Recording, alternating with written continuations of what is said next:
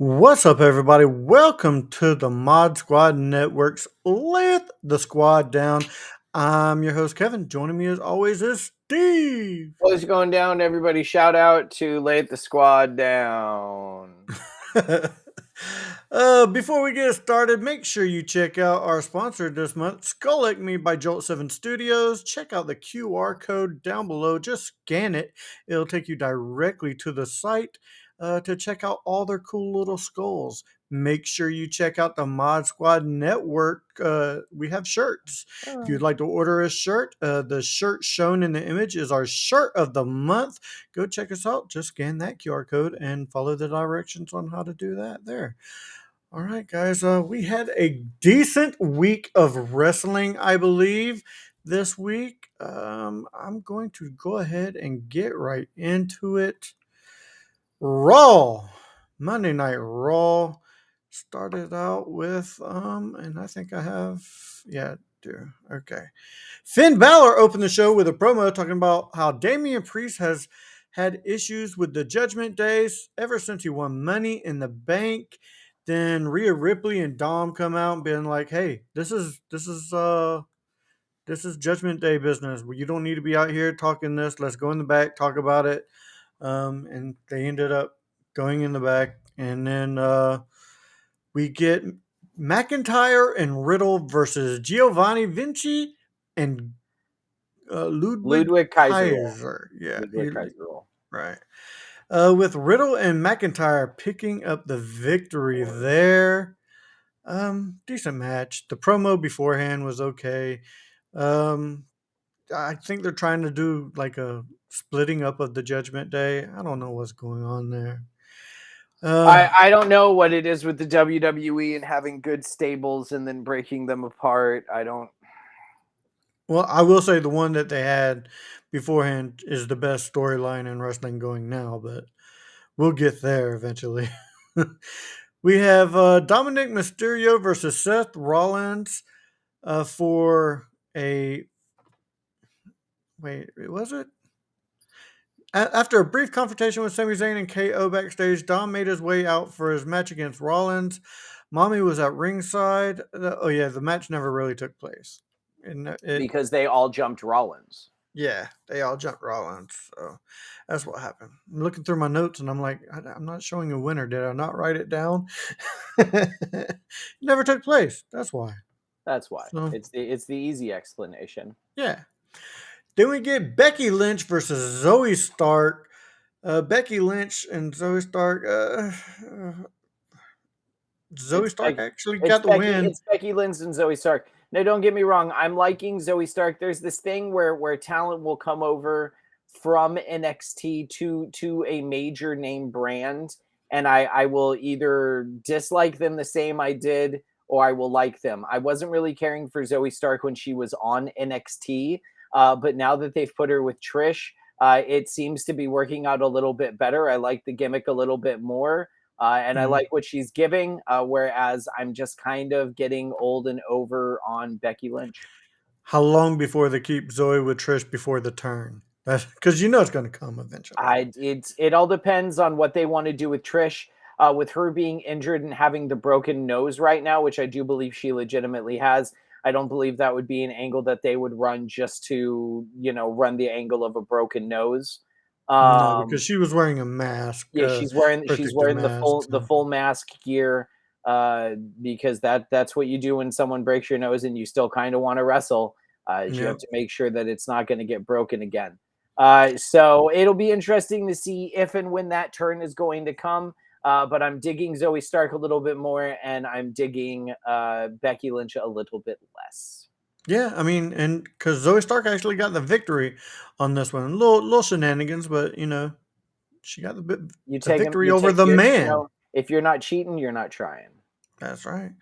We get Maxine Dupree graduation ceremony. God, this was horrible. Chad Gable and Otis were in the ring after the break for Maxine's graduation ceremony from the Alpha Academy. Thank you. Yeah, I do like the Alpha Academy, but this segment, I don't know what to think about Maxine Dupree yet. Like she's sort of that. Dupree. No, I'm sorry. Yeah, That was the other Dupree. That was Max yeah.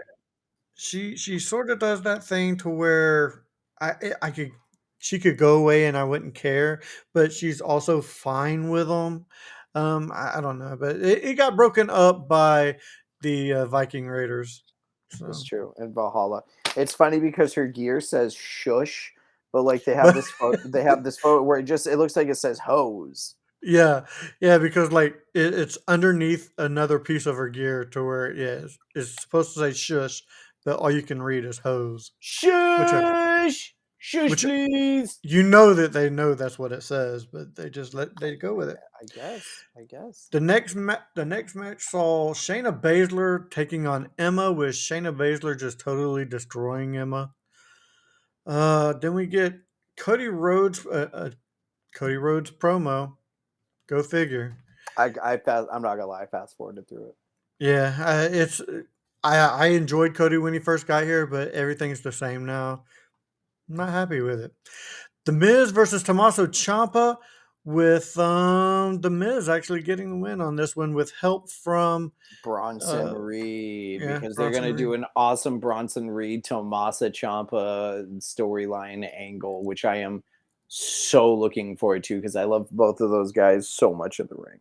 I'm looking forward to Bronson Reed Miz versus Tommaso Ciampa Do it and DIY yeah, versus DIY. DIY, Yeah. baby. Yeah, that's gonna You be knew pretty where I was good. going with I that. knew exactly Gargano, where you were yeah. going with that one. Yeah. We get Sonya Deville and Chelsea Green versus Caden Carter and Katana Chance, with Sonya Deville and Green winning. It was a garbage match. There was mistakes happening all through this match. It was not fun. Then we get Owens and Zayn and Rollins versus Mysterio, Balor, and Priest, because there was a backstage segment to where they talked it out. Um, Priest and Balor seem to be on the same page now. I don't. I still don't Yay, know what they're yay, doing. yay, yay, yay. The- So you say. yeah, they're on the same page for now until Balor gets heated again, I guess. But the Judgment Day actually picks up the victory on this one, so as long as they're winning, everything's good, I guess. That was your main event. Yeah. Raw.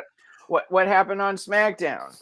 I'm telling you right now, Raw has become it's 3 hours of nothing now. They really have to up their programming on Raw, in my opinion. It's I becoming three agree. hours of nothing. I Yeah. agree. We get Bianca Belair and Charlotte Flair make a SummerSlam pact. Basically, whoever wins the title will give the other one a shot at the belt. Interesting. So then we have Sheamus and Rich Holland versus Pretty Deadly. Yes, Yas boys! boys. With Pretty Deadly picking up the victory over the Nice. Brawling Brutes. We get Zelina Vega versus Bailey, with Bailey defeating Vega. I really was hoping that they were going to go for more of a push with Zelina Vega. I think Sure. that they should. I I agree. think it's her size that's holding her back because she's so tiny. I Yeah, don't but know. Rey Mysterio was heavyweight champion. I get that for a day. No, he was Mysterio was champ longer than Okay. We get Jay Uso promo, which was a really good promo. Um, he said, Heyman, the master puppeteer, continued to attempt to manipulate the family, but Uso had none of it. He fought with his uh, other brother, Solo Sikoa, and stood in the center of the ring as he delivered his promo. So it was just a good promo. Main event: Jay Uso coming into his own by himself. Yep, there we go. The United States Championship Invitational four-way match. I'm tired of four-way matches because four-way matches nowadays are first pinfall, and whenever Mhm. you have a four-way match, it should be a fatal four-way match, plain and simple. but I I, digress. Please continue. I agree, but you have Escobar defeating Styles, Butch, and Waller to advance for the finals, which I hope Escobar wins, to tell you the truth, because I think a Escobar Austin Theory match would be insanely, if they're given the time, insanely good. Because I think Austin Theory is very talented as well. Then we have the women's championship match: Bianca Belair versus Asuka, which Asuka defeats Belair via disqualification. And there you have it. That's SmackDown in a nutshell. There was no match that really stood out for me this week. Full disclosure, I've been super busy, did not get a chance to watch any AEW, so my match of the week will probably be it'll probably be the Asuka Belair match. All right, all right. So, Well, with that, we'll go ahead and we'll get into AEW Dynamite. Brought to you this week by Randall Graves of Quick Stop Video. Ladies and gentlemen, I don't fucking like people, so leave me alone. We opened up the show with Chris Jericho versus Commander.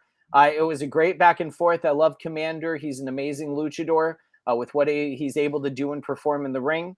With that, we got Jericho picking up the win. We have, I believe, what was the either quarter or semifinals of the tag team uh, qualifying, tournament, in which Derpy Allen and Orange Cassidy took on Sammy Guevara and Daniel Garcia, in which Sammy and Daniel pick up the win. The JAS advances into it. Following that, surprisingly enough, they had some segments in between. I always forget to write down the segments. I just write down the matches. They are mhm. continuing this friendship between Adam Cole and MJF, with Cole coming around slowly but surely on MJF. So much that Roddy is coming up and being like, "Bro, this isn't happening, is it?" And Cole was like, "Hey, Roddy, when you and me first met, we didn't like each other, and now we're like brothers. I love you. Like give this guy a chance." MJF and Adam Cole, baby, took on Big Bill and the Machine Brian Cage, also in a I want to say it was semifinals for the belts for the tag team championship uh, uh, match. You know, the winners of that face Mhm. FTR, who I believe are the tag team champs right now. Adam Cole and MJF pick up the win. Oh, okay. I will say I've seen some of the skits that they've done, like on Twitter and stuff like that. I'm loving that pairing of MJF and Adam Cole. I think it's It's very interesting only because we're getting almost a babyface side of MJF, which isn't right, but like it's too good. It's yeah, too good. exactly, exactly. I'm like, where's your shirt? Where's your shirt? All right, Where's I'll your be honest with you. I didn't bring the shirt. I left it at home. All right, but uh I promise I'll get it for the like next time. okay. We have Ruby Soho taking on Sky Blue. Ruby Soho just picks up the win on that one. Swerve Strickland taking on the debuting Nick Wayne. Nick Wayne, an extremely talented wrestler. He just graduated high school. Oh His wow. father, Buddy Wayne, Nick Wayne is a third generation wrestler. Buddy Wayne passed away a couple years ago. He had a heart problem. Never met the gentleman, heard nothing but great things about him. Former guest, friend of mine, Dirty Doug of the last podcast you'd want, trained under Buddy Wayne. So I'd always heard nothing but nice things about the dude, and I believe that was up in Washington. But Swerve Strickland taking on the debuting Nick Wayne, who that night was announced as All Elite. Nick Wayne signed a contract with AEW, which I think is amazing because this kid is definitely an up and comer. Unfortunately, Swerve Strickland did pick up the win, as he does have the experience Is underneath his proverbial belt. this the kid that Derpy Allen, as you call him, actually Trained, got him the yeah, yeah, got him the yeah. contract. Okay. Derpy trained at Buddy Wayne's school. I should ask Dirty if he ever trained with Derpy. Yeah. Dirty and Derpy. That's great. That is actually our main event, but not the end of Dynamite. Next week, we have Blood and Guts, and we still had to find out the fifth members of both the BCC and the Elite. So Don Callis came out to the ring by himself because he wasn't scared of that devious bastard Kenny Omega. He knew he was too much of a coward to come out on his own, which of course he did. And Kenny Omega is attacked by the returning Pac. Pac is back, and he is the fifth member of Blood and Guts for the BCC. I'm glad Pac's back. Matt Jackson, Nick Jackson, they end up showing up as Kenny is being attacked. They announced the fifth member of the Elite, but he is not there, and it is going to be from Japan, Kota Ibushi, which I think is a great wrestler. He is definitely no Pac. So That's true. Yeah. that is our Dynamite. That was our Dynamite, and now we get our Rampage, which I'm just going to go through real fast. No, it wasn't Big Bill. It was Keith Lee and Dustin Rhodes taking on the JAS, Jericho Appreciation Society. Keith Lee ends up picking up the win on that. Taya Valkyrie faced a jobber that they didn't introduce, and Taya won that. Trent Beretta took on Lance Archer. Of course, Lance Archer is just going to squash him. Konosuke Takeshita took on a jobber. Takeshita, don't mind me stuttering, picked up the win. And in the main event, you had Athena versus Willow in the semifinals for the Owen Hart Classic. Who won Athena? Please say Athena. My